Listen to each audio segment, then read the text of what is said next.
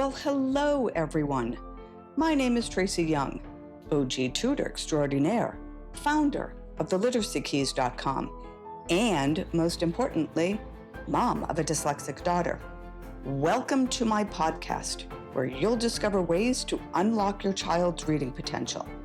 I'll share tips, strategies, and war stories that have happened along the way, because everyone deserves to be able to read. So let's get started. Hello and welcome. So I wanted to share my story on how I became so passionate, or as my daughter would say, obsessive, about dyslexia. Let me start by saying, first of all, I did everything wrong.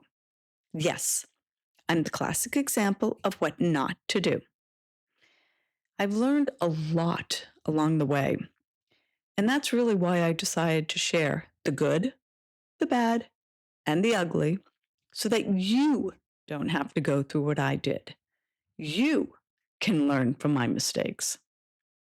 My story started about a decade ago when my youngest daughter, Alex, was in high school, and lo and behold, we discovered that she was dyslexic. Yes, that's correct. You heard me. In high school. That simple discovery, however, started me on a journey that I never could have foreseen. When she was diagnosed, there were so many unanswered questions. Of course, I did what I always do when I feel out of control, and boy, did I feel out of control.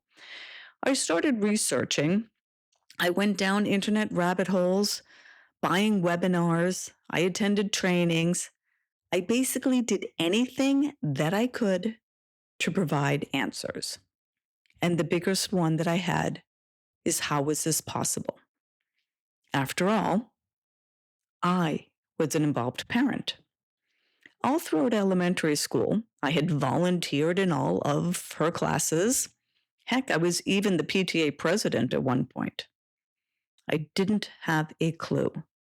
And interestingly, neither did many of her teachers. In hindsight, what is interesting is that there were a lot of red flags. The warning signs were all there. I just didn't know what to look for. In the second grade, her elementary teacher mentioned that Alex might have some tracking visual problems, when you go from line to line while you're reading. So off we went to have a visual evaluation. The results, they told me, appeared normal, so I crossed that one off the list. In the third grade, she won an award for the messiest desk. I think they called it the most disorganized desk. But to me, that was simply Alex being Alex. I knew that she wasn't a strong reader. So after school, I would have her practice reading out loud. I told her to use a ruler to keep her place. But I will say that listening to her read out loud was really painful and so slow, it would put you to sleep. But honestly, I thought that was the process.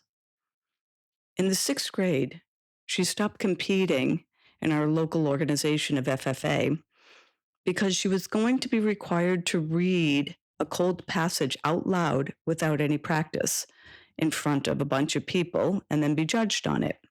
Well, she refused. In the subsequent years, all I can say is middle school was middle school, and enough said about that period in both of our lives. Although thinking about it, her spelling was atrocious, and she was usually the last one to finish her exams. So fast forward a few years, and then in the ninth grade, my daughter asked me if she could be dyslexic. I remember when she asked me, there was something in her tone of voice that said, "This is important." So I looked up from my computer. Are you ready for this? I asked her if she reversed her B's and D's. Yes, I really asked her that. And when she said no, I told her to go finish her homework, and I went back to my computer. Yep, I really did that. Honestly, for years, I just thought she didn't like to read. I knew she was incredibly disorganized, and perhaps she was a bit lazy. At least that's what I thought. Boy, was I wrong. It all came to head in high school. That's when she hit the proverbial brick wall, and I had her tested by a neuropsychologist. Guess what? Lo and behold, my daughter was dyslexic. Well, that explained a lot. But then, in my naivete, I marched over to the school, results in hand, and started a process that could only be described as a battle royale. Up until that point, I had adored her school and never would have foreseen how it would all play out. It was nasty, traumatizing, and honestly created some lasting scars. I had to hire a lawyer, but I did learn a lot about dyslexia.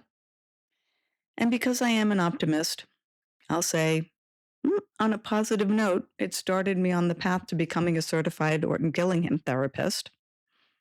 So in this podcast, I'll share some of the war stories that occurred. I'll recommend ways that you can avoid all the mistakes that I made.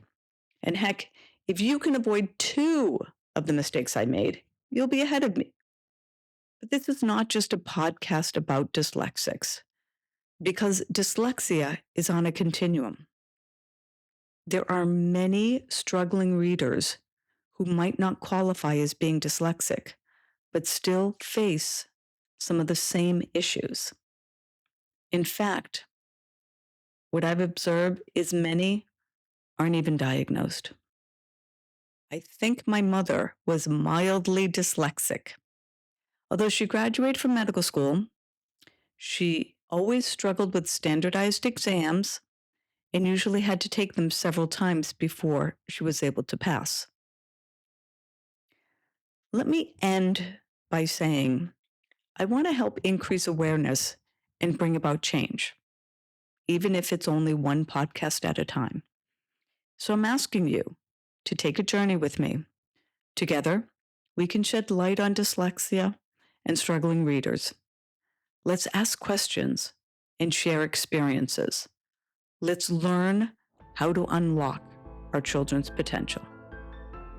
Well, that's a wrap. Thank you for listening to the Literacy Keys podcast.